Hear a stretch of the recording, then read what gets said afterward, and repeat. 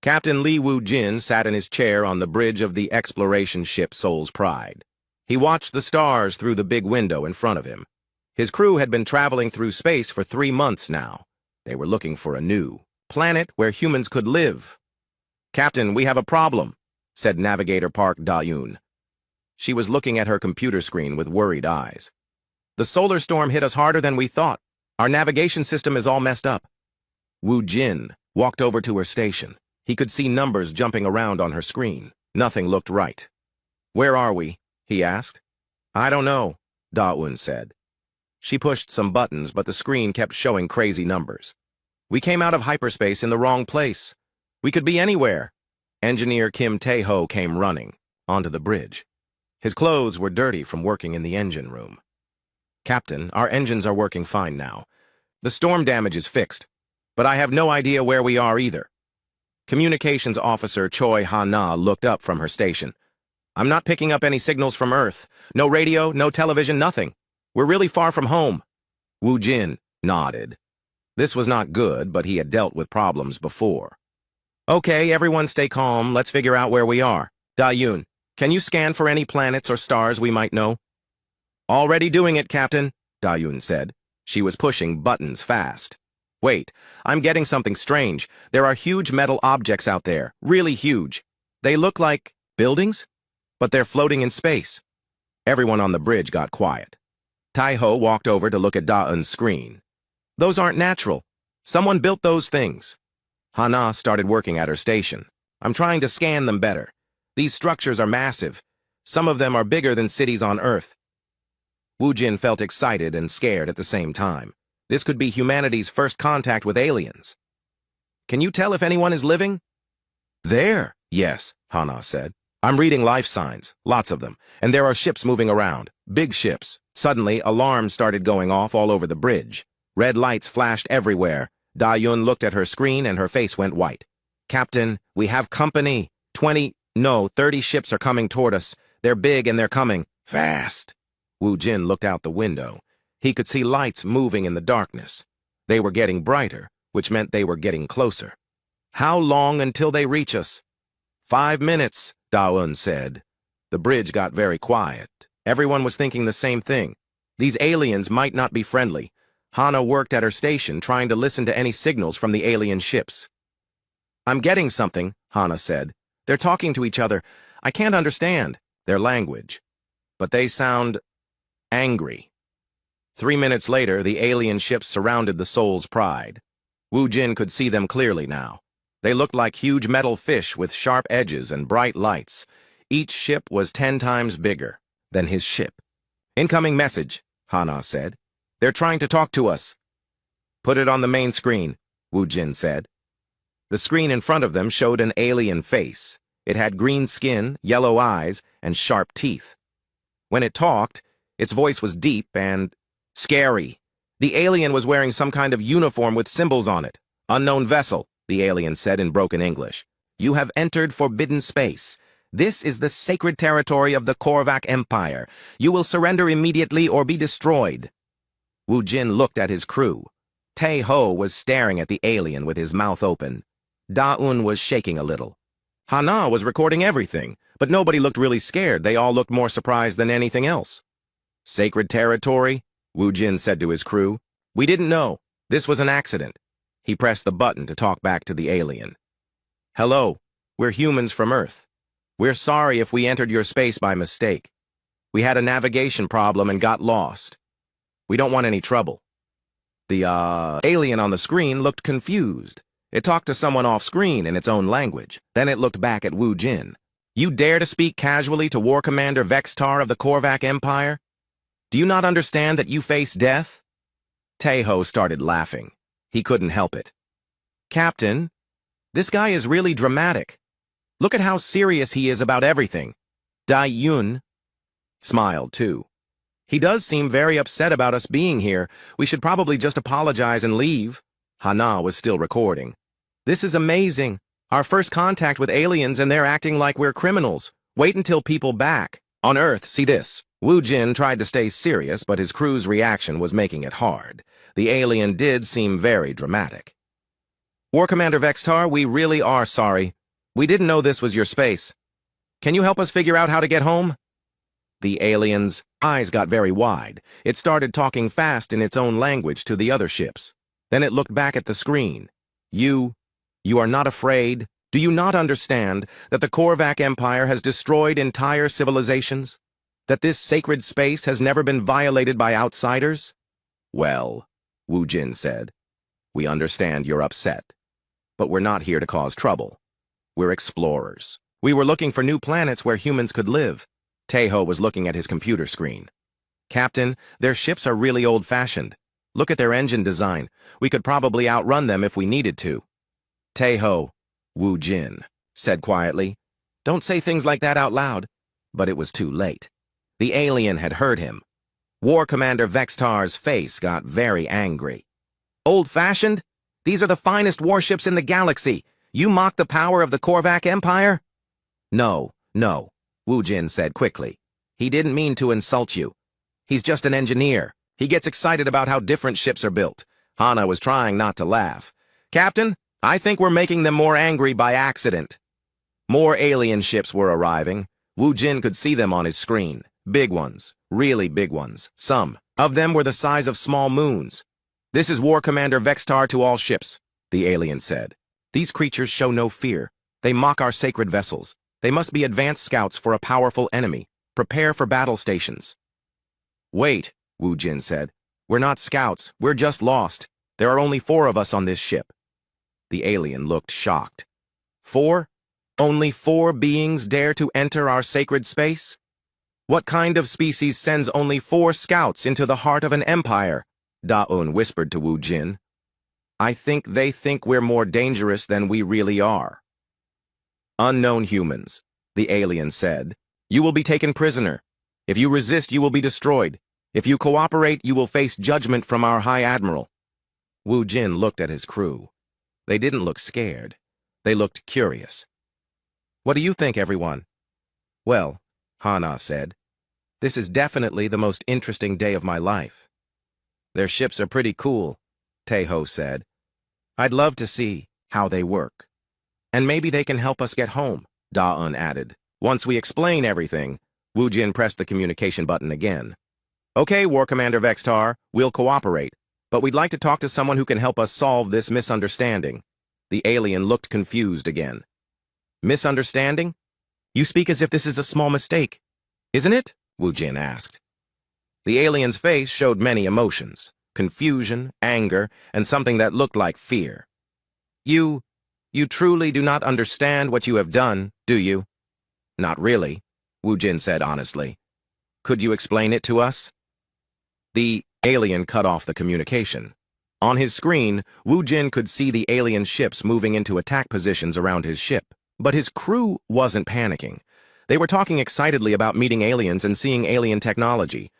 This is either going to be really good or really bad, Wu Jin said to himself. But looking at his crew's excited faces, he couldn't help but smile. Even if they were in trouble, at least it was interesting trouble. High Admiral Zorketh received the emergency message while he was eating dinner on his flagship. The message said that unknown aliens had invaded the sacred territory around the Korvac homeworld.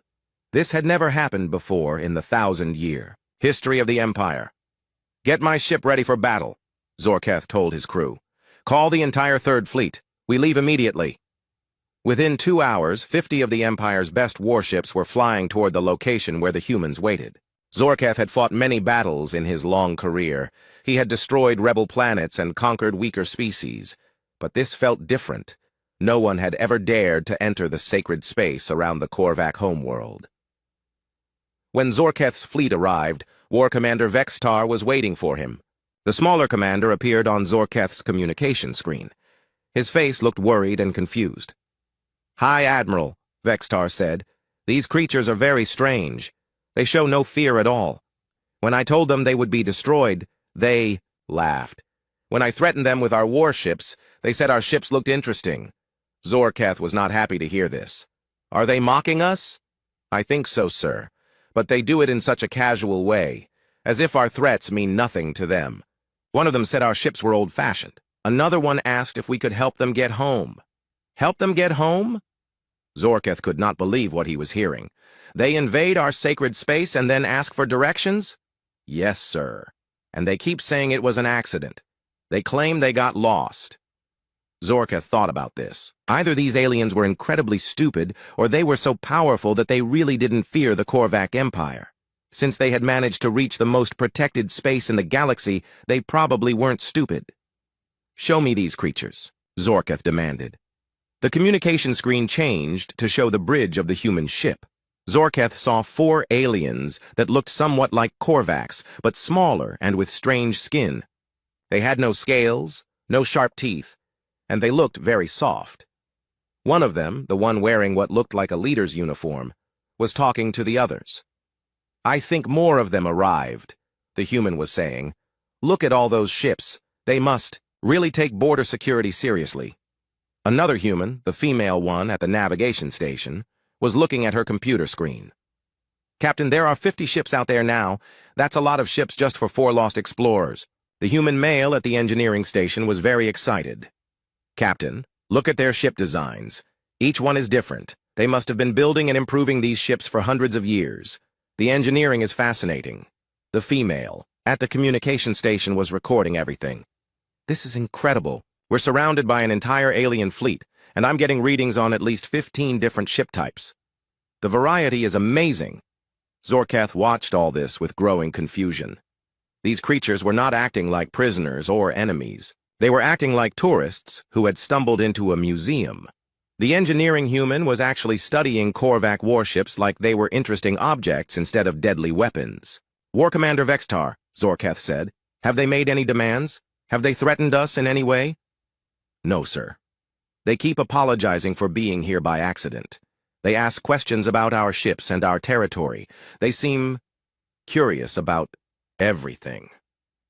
Zorketh had fought many enemies, but he had never seen anything like this.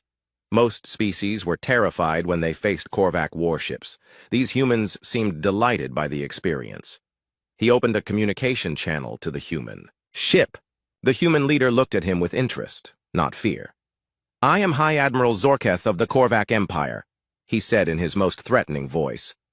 You have committed the greatest crime possible. You have violated the sacred space of our ancestors. For this, your entire species will be hunted down and destroyed. The human leader looked surprised. Our entire species? But you've never met our species before. How can you judge all humans based on 4 people who got lost? This was not the response Zorketh expected. You dare question the justice of the Korvac Empire? Well, the human said, it does seem a bit extreme. We're just explorers who had a navigation accident. We're not representing our government or anything. We're just regular people. The human at the engineering station was still looking at his computer. Captain, their ships have some really impressive energy systems. I'd love to know how they manage power distribution across such large vessels. The female at communications was still recording. The detail work on their ship hulls is beautiful. Each ship has unique decorations. It's like they're not just warships, they're works of art. Zorketh felt his anger growing. These creatures were discussing Korvac warships, like they were examining pottery in a market. Do you not understand that you are about to die? Are we? The human leader asked.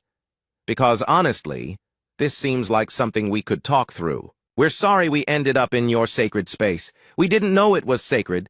Can we just leave and promise not to come back? Leave?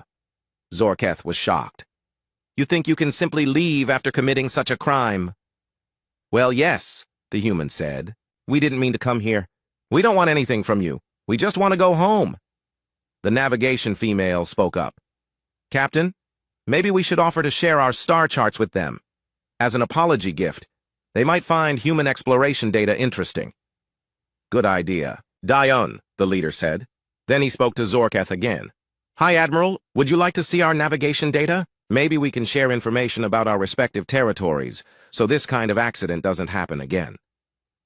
Zorketh was completely confused now. Were these creatures offering to trade military intelligence as a casual gesture? You would. Share your navigation data? Sure, the human said.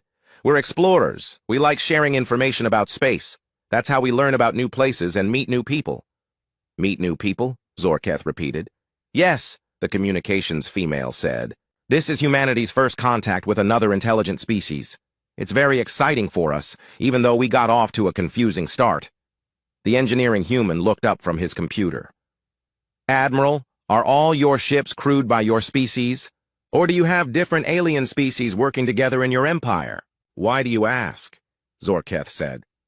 "Well, cooperation between different species could lead to amazing technological advances. Different species might think about engineering problems in different ways. The possibilities are endless." Zorketh had to end this conversation. Nothing was making sense. He cut off the communication and called War Commander Vextar. "Vexitar, these creatures are either completely insane or they are playing some kind of psychological game with us." "I agree, sir. But what kind of game? They seem genuinely friendly and curious. They act like they want to be our friends." "No.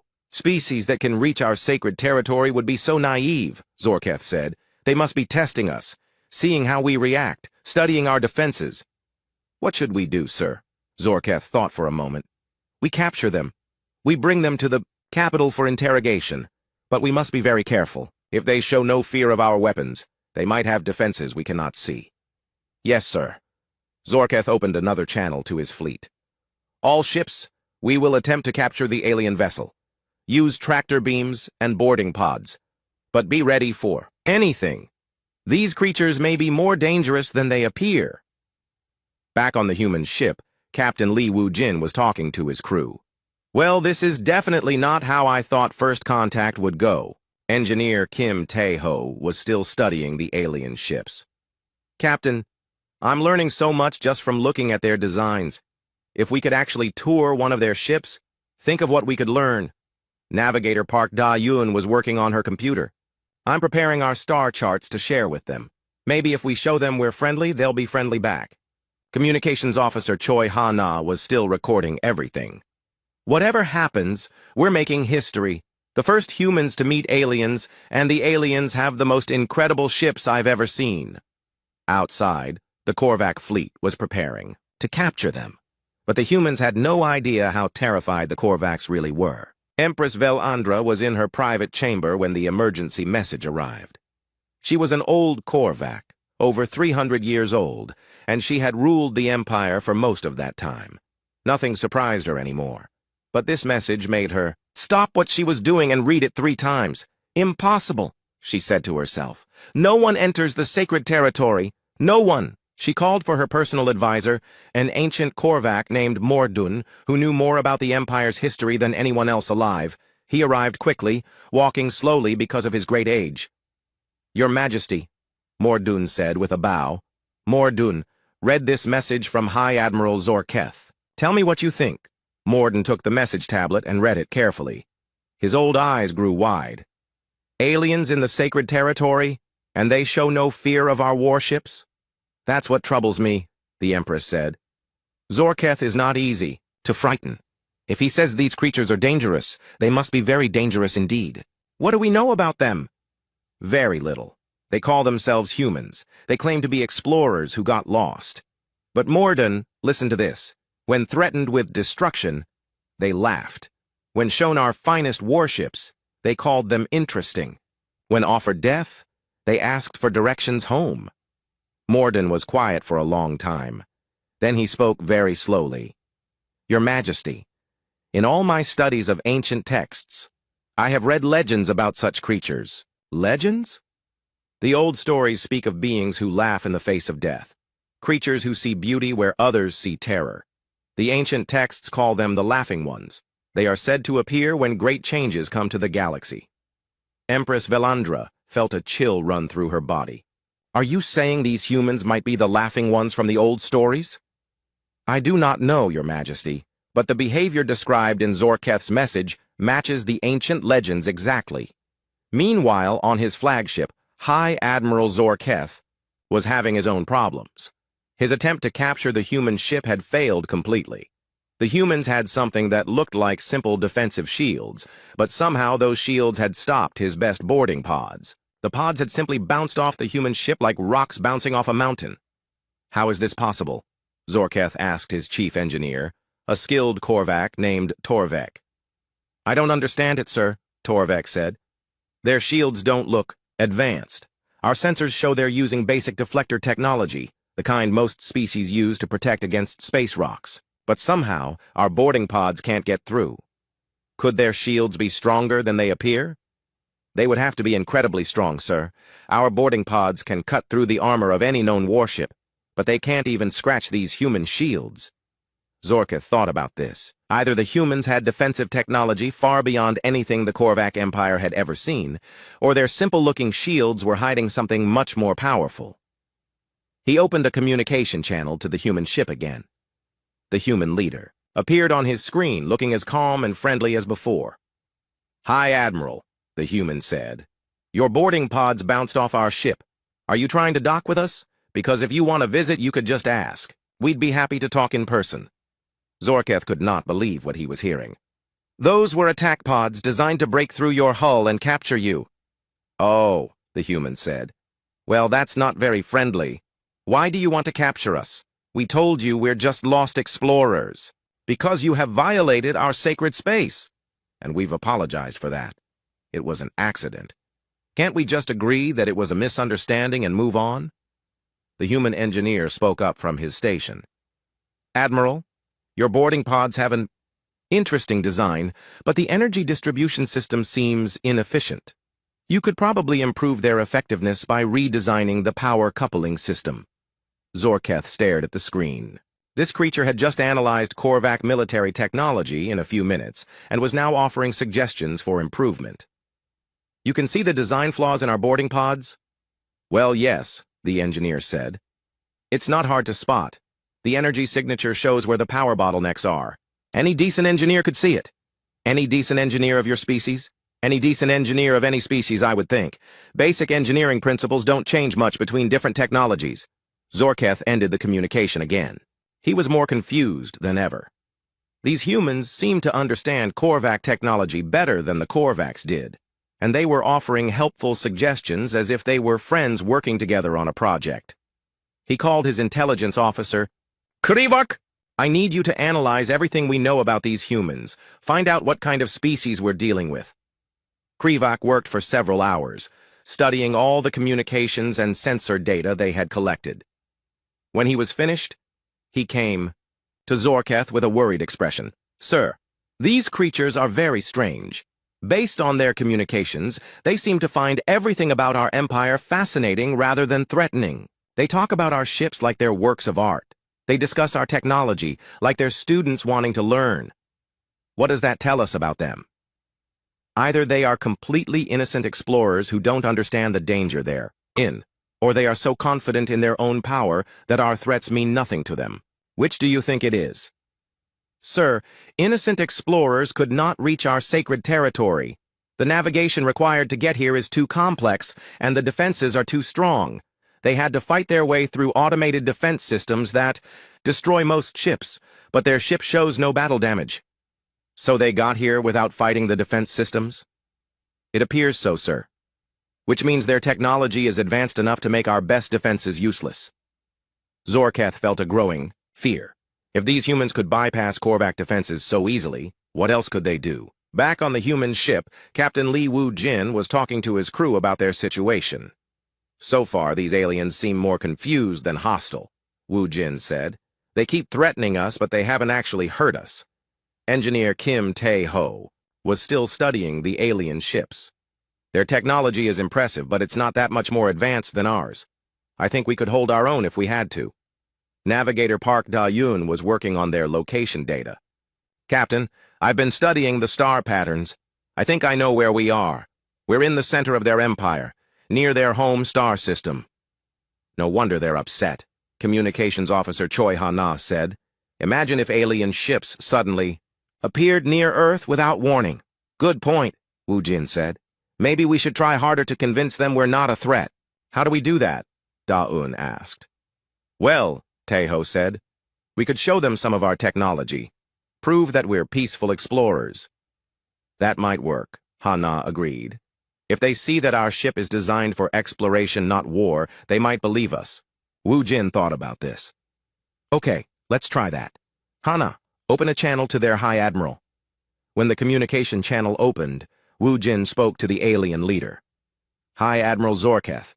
We would like to show you something that might help. You understand us better. We're going to transmit some data about our ship and our mission." "What kind of data?" Zorketh asked suspiciously. "Technical specifications for our ship, our mission records, and some information about human space exploration. We want to prove that we're peaceful." Zorketh thought about this. Either this was a trap, or the humans really were trying to be friendly. "Very well. Send your data." The humans transmitted information about their ship, showing that it was designed for long-range exploration and colonization. They sent records of their mission, showing that they were looking for new planets where humans could live. They even sent cultural information about humanity's history of exploration and discovery. When Zorketh and his officers studied this data, they became even more confused. If the information was true, these humans really were peaceful explorers. But if they were so peaceful, how had they reached the sacred territory so easily? "Sir," Krivak said, "this data shows that humans have only been exploring space for a few hundred years. According to this, they've never encountered another intelligent species before." "That can't be right," Zorketh said. "No species that young could have the technology to reach our sacred territory." "Unless," Krivak said quietly, "they're much more advanced than they appear to be, or much more dangerous than they want us to believe." Zorketh made a decision. "Send a message to the Empress. Tell her we need instructions. These humans are either the most innocent aliens in the galaxy or the most dangerous, and I can't tell which." Empress Velandra stood in the ancient archive chamber, surrounded by thousands of old books and data crystals. Morden, the oldest scholar in the Empire, was searching through texts that had not been read for centuries. "Here," Morden said, his old voice shaking. "I found a passage about the Laughing Ones." Velandra walked over to where Mordun stood beside an ancient stone tablet. The writing was in the old language, barely readable after so many years. "Read it to me," she commanded. Mordun's voice was careful as he translated the ancient words. "When the great cycles turn and old powers fade, the Laughing Ones will come from the far darkness. They will look upon the mighty with curious eyes and find beauty in tools of war. Death will not frighten them, for they do not understand its meaning. They will speak of friendship to those who threaten them and offer gifts to those who would destroy them. Where they walk, empires will crumble, not from conquest, but from the laughter that shows all fear to be meaningless." Velandra felt her blood grow cold. "That describes these humans exactly. There is more, Your Majesty." Morden continued reading. "The Laughing Ones will not seek to rule, yet rulers will bow before them. They will not make war, yet armies will flee from them. They will not demand tribute, yet treasures will be offered to them. For their laughter carries a truth that all warriors fear, that power built on fear is no power at all. Is there anything about how to defeat them?" Mordun was quiet for a long time as he searched through more texts. Finally, he looked up with sad eyes. "No, Your Majesty. Every legend says the same thing. The Laughing Ones cannot be defeated because they do not fight. They simply exist, and their existence changes everything around them." Meanwhile, on the research ship Korvac's Pride, Chief Researcher Krivak was conducting his own investigation. He had been studying the human communications for hours, trying to understand their psychology.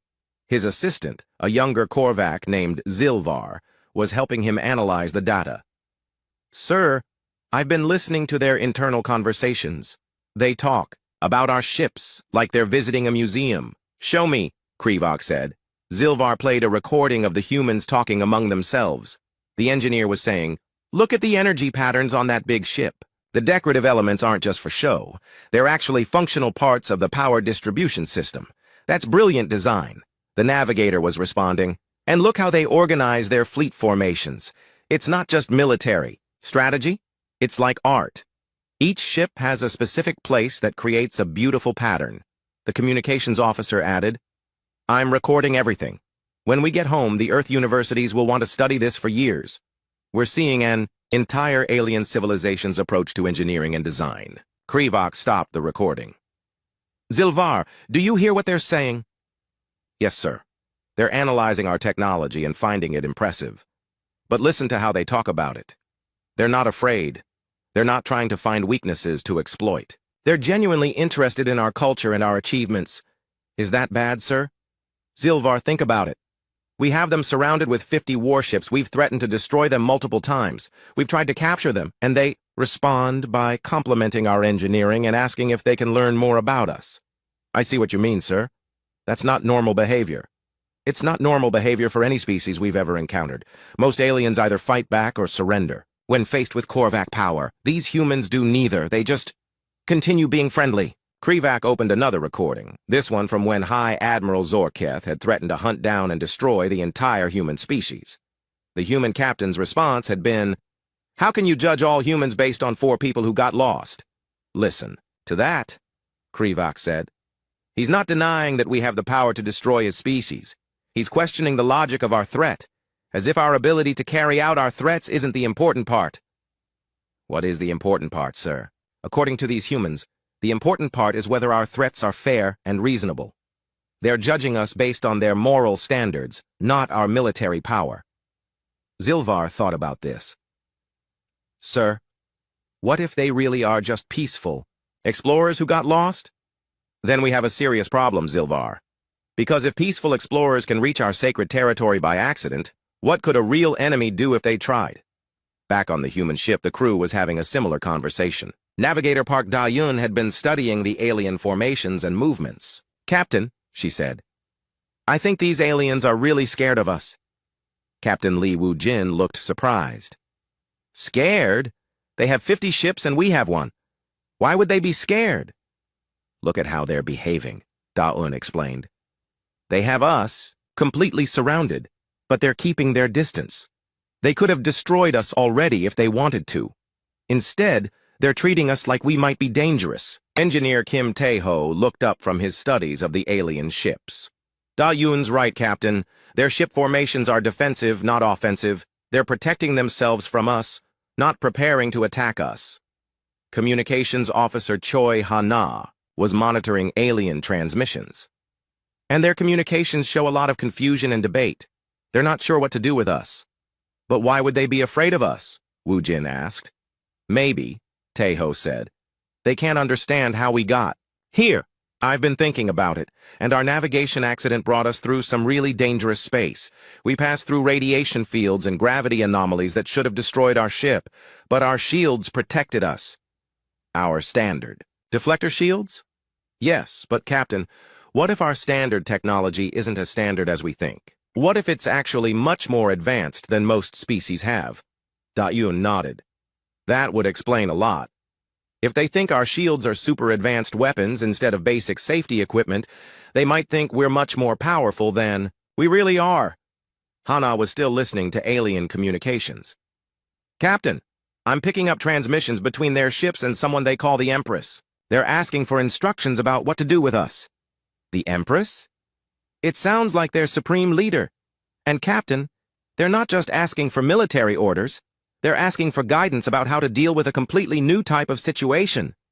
Wu-Jin thought about all this information. "So we have aliens who are confused about us, scared of us, and asking their leader for help because they've never encountered anything like us before?"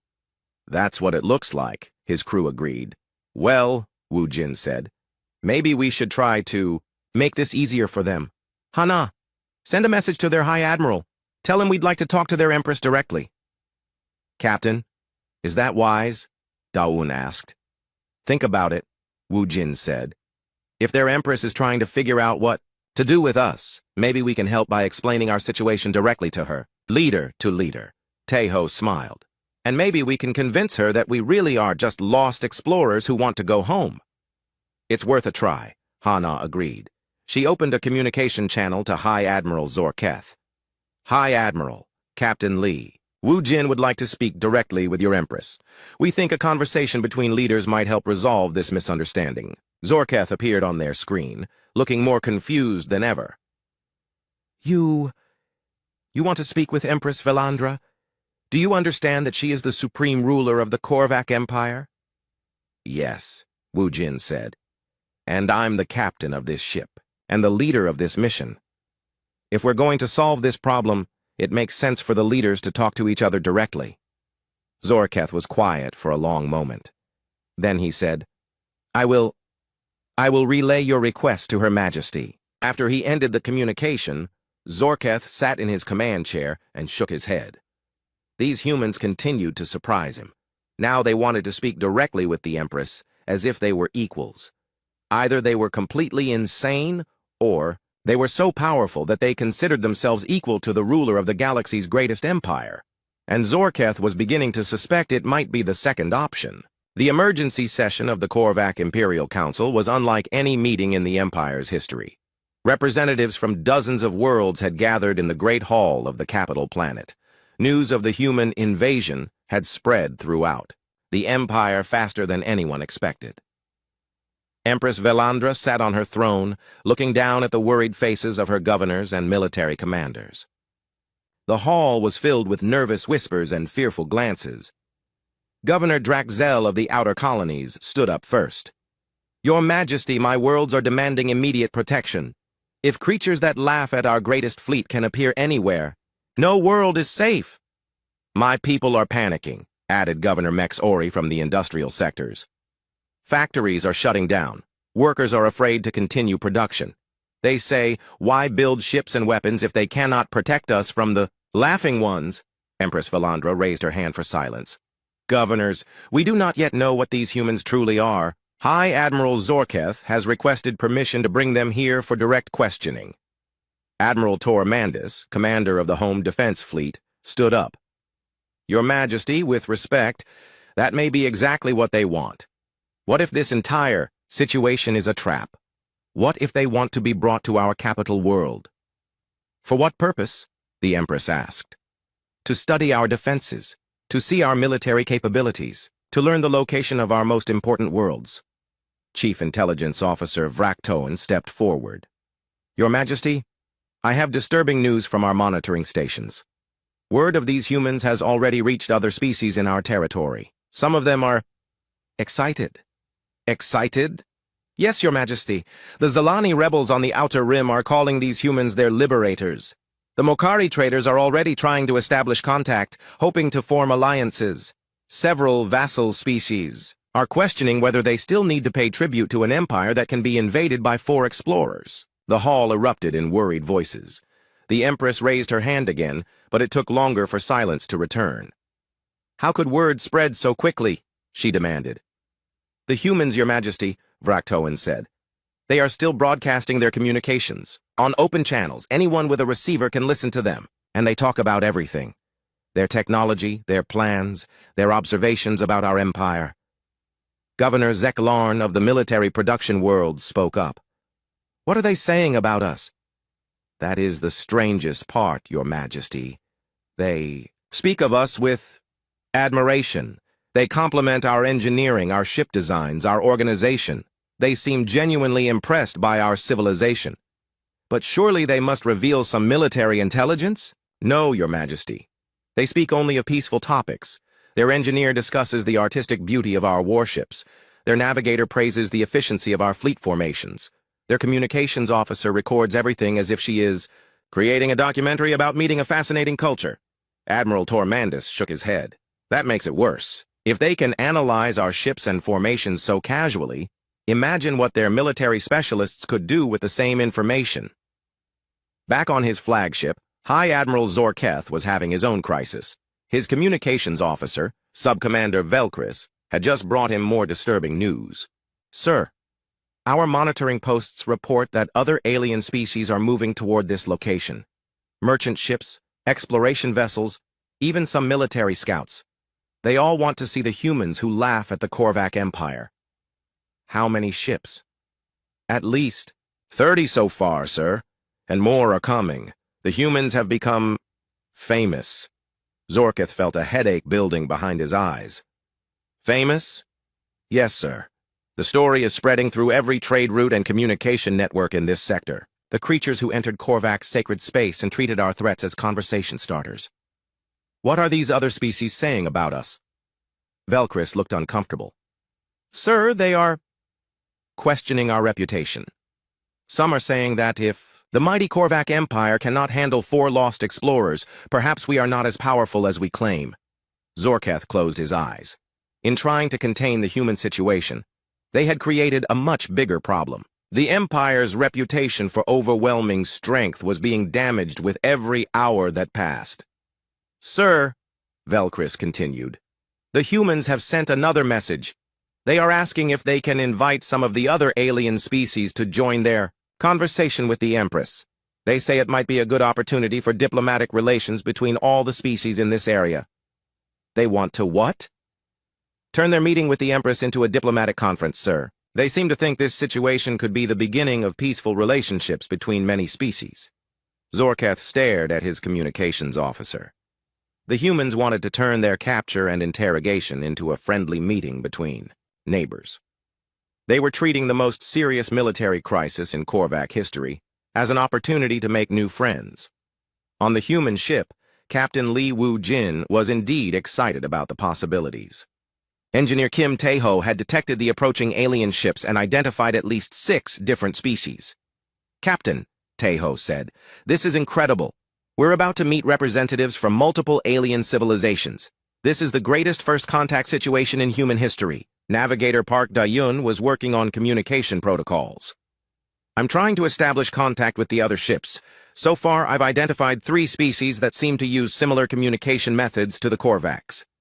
Communications Officer Choi, Hana, was recording everything. "Captain, this is better than we could have ever imagined. We're not just meeting one alien species, we're meeting an entire community of species. Think of what we can learn. And think of what we can teach them," Wu Jin added. "Human music, art, literature, science, we have so much to share." Hana successfully made contact with one of the approaching ships. A new alien appeared on their screen. This one looked like a tall, thin creature with blue skin and large, bright eyes. "Greetings, humans," the alien said in surprisingly clear English. "I am Trade Captain Zilnara of the Mokari Commercial Fleet. We have heard of your arrival in Korvac space. We are very interested in meeting your species." "Hello, Trade Captain," Wu Jin replied. "We're happy to meet you, too. We're explorers from Earth, and this is our first time meeting alien species." "We know," Zilnara said with what might have been a smile. "Your peaceful response to Korvac threats has become quite famous. Many species are curious about creatures, brave enough to laugh at the Empire's warships." Tae-ho looked confused. "Brave? We weren't being brave. We just thought their ships looked interesting." "That," Zilnara said, "is exactly what makes you so fascinating. You see beauty where others see weapons. You offer friendship where others expect fear." More alien ships continued to arrive. Soon, the area around the human ship was crowded with vessels from a dozen different species. Each one wanted to talk to the humans who had accidentally created the greatest diplomatic gathering in this part of the galaxy. Back on the capital world, Empress Velandra was receiving more reports every hour. The situation was spiraling beyond anyone's control. "Your Majesty," Mordun said, "perhaps the ancient legends were right. Perhaps the Laughing Ones cannot be fought with weapons. Then how do we deal with them? The legends suggest that the only way to survive the coming of the Laughing Ones is to join them, to stop trying to intimidate them and instead try to understand them." Velandra thought about this. The Empire had been built on strength and fear. For 1,000 years, other species had obeyed the Korvacs because they were afraid of Korvac power. But these humans were not afraid, and their lack of fear was inspiring other species to be less afraid as well. "Your Majesty," her communications officer announced, "High Admiral Zorketh reports that the human captain has formally requested a meeting with you. He says he would like to discuss mutual cooperation and friendship between all species in this region." "He wants to discuss friendship?" "Yes, Your Majesty. And he has invited representatives from 12 other species to attend the meeting as observers. He says this could be the beginning of a new age of peaceful cooperation in space." Velandra looked around at her advisors. Every face showed the same mixture of confusion and fear. The humans had turned what should have been a military crisis into a diplomatic opportunity. They had taken control of the situation without using any weapons or making any threats. They had done it simply by being friendly and treating everyone as potential friends. "Your Majesty," Mordun said quietly, "I believe the time of the Laughing Ones has truly begun. The question now is whether we will fight against this change or embrace it. Valandra made her decision. Send word to High Admiral Zorketh. Tell him to bring the humans to the capital world. And tell him to invite the other species as well. If these humans want a diplomatic conference, then that is what they shall have. But even as she gave the order, Valandra wondered if she was about to witness the end of the Korvac Empire as she had known it. The great ceremonial hall of the Korvac capital had never seen anything like this gathering. Representatives from 15 different alien species filled the massive chamber, all there to witness what everyone believed would be a historic moment. What none of them realized was that they were about to witness the most accidental conquest in galactic history. Captain Li Wu-jin walked into the hall wearing his best dress uniform, followed by his crew. Engineer Kim Tae-ho was carrying a small case containing gifts from Earth. Music recordings, art images, and scientific data that humans wanted to share with their new alien friends. Navigator Park Da-yoon had prepared detailed star charts showing human exploration routes, hoping to establish safe travel corridors between species. Communications Officer Choi Hana was recording everything, knowing that this moment would be studied by humans for generations. Empress Valandra sat on her ancient throne, wearing the crown of ages, a ceremonial headpiece that had been worn by Korvac rulers for over 1,000 years. She had decided that if this was to be the end of the old empire, it should at least end with proper ceremony. High Admiral Zorketh stood beside the throne, still confused about his role in these proceedings. Was he here to arrest the humans? To negotiate with them? To surrender to them? The Empress had not been clear about her intentions. As the humans approached the throne, Wu-jin looked around the hall with obvious delight. "This is incredible," he said to his crew. "Look at the architecture, look at all these different species. This is like a scene from our best science fiction stories." The hall fell silent as the humans reached the space in front of the throne. Empress Valandra stood up, and every alien in the room bowed low, except the humans, who simply looked at her with friendly interest. "I am Empress Valandra, Supreme Ruler of the Korvac Empire," she announced in the formal tone reserved for the most important occasions. "You have committed an unprecedented violation of our sacred space. You have brought chaos to our ordered galaxy. You have challenged the authority that has maintained peace for 1,000 years. Wu-jin looked surprised. "Your Majesty, we really didn't mean to cause any trouble. We just got lost. But meeting you and all these wonderful species has been amazing. We're very grateful for this opportunity." The Empress continued her formal speech. "For these crimes, the ancient law demands your death. But the strange circumstances of your arrival have convinced us that you represent something new in the galaxy.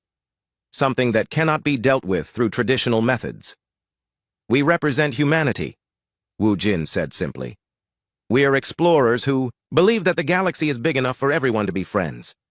Valandra reached up and slowly removed the crown of ages from her head. The entire hall gasped. No one had ever seen an emperor or empress remove the crown except during the transfer of power to their successor. "The old ways of ruling through fear and strength have failed," she announced. "Your presence has shown us that there are beings in the galaxy who cannot be intimidated or conquered. You have proven that laughter is stronger than threats, curiosity more powerful than weapons." She held out the crown toward Wu-jin. "Therefore, I surrender the authority of the Korvac Empire to you, Captain Li Wu-jin of Earth. May your wisdom guide us toward a better future." Wu-jin stared at the crown, then looked at his crew, then back at the Empress.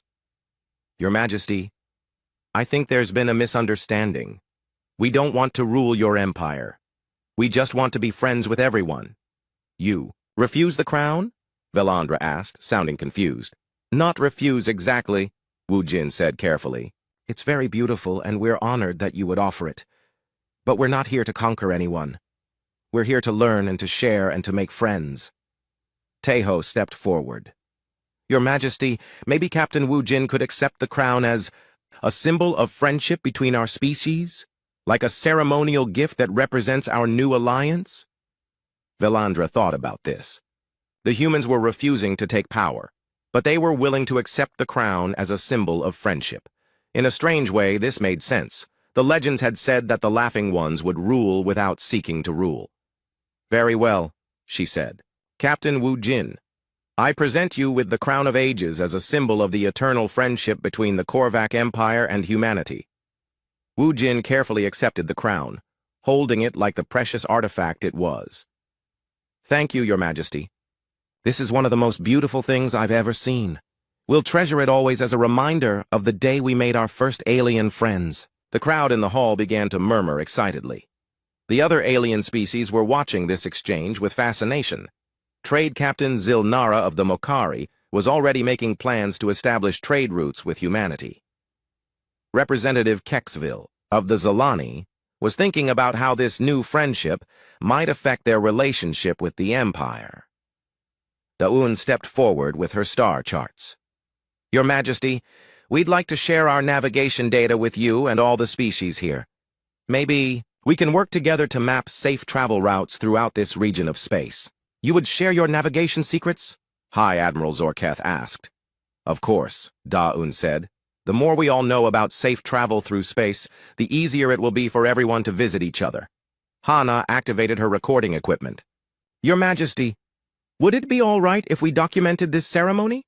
People on Earth will want to see this historic moment when humanity joined the galactic community." "You wish to create a record of this event?" "Yes, for our libraries and schools. This is the most important day in human history.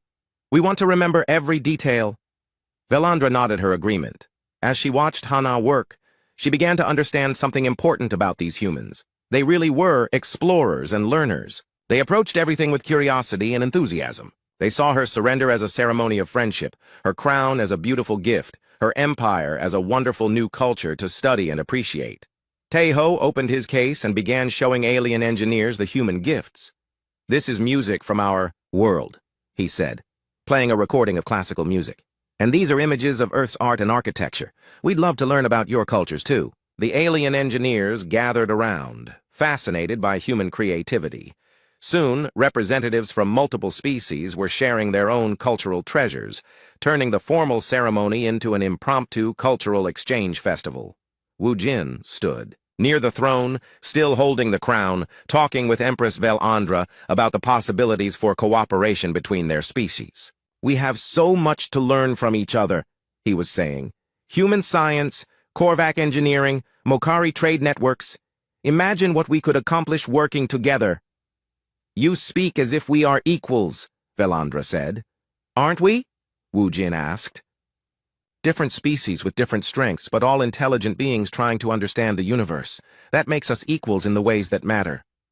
Later that day, as the ceremony concluded and the various species began planning for ongoing diplomatic relations, High Admiral Zorketh approached Captain Wu Jin.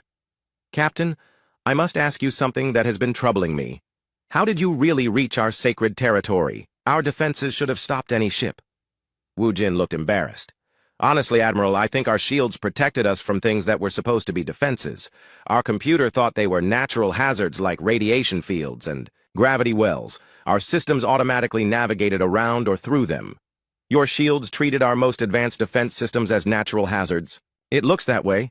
I'm sorry if that caused problems." Zorketh started laughing. It began as a small chuckle, then grew into full, hearty laughter that echoed through the hall. Soon, other Korvacs were laughing too, and then aliens from other species joined in. "What's so funny?" Wu Jin asked. "Captain," Zorketh said between laughs, "your people accidentally conquered an empire because your shields are too good and your navigation computer is too smart. You became the most feared species in the galaxy by getting lost and being friendly." Wu Jin started laughing too. "When you put it that way, it does sound pretty ridiculous." As news of the ceremony spread throughout the galaxy, the story became legend. Humanity had achieved something no other species had ever managed. They had ended a conflict by refusing to fight, gained respect by showing curiosity instead of fear, and won an empire by offering friendship instead of demanding submission. Back on Earth, when the Soul's Pride eventually returned home, the crew tried to explain what had happened. Captain Li Wu Jin stood before the Earth government, still holding the Crown of Ages, trying to describe how they had accidentally become rulers of a galactic empire. "So let me understand this," the Earth president said. You got lost. Met. Some aliens, they tried to threaten you. You laughed at their threats and they gave you their empire. That's basically correct, Wu Jin said, though they prefer to think of it as a friendship alliance with symbolic leadership. And now we're responsible for governing how many alien worlds? About 3,000 according to Empress Velandra. But she's still handling the day-to-day administration. We're more like honorary friends who get consulted on important decisions, Engineer Kim Tae-ho added. And they want to share all their technology with us, and they want us to teach them about human culture, and several species want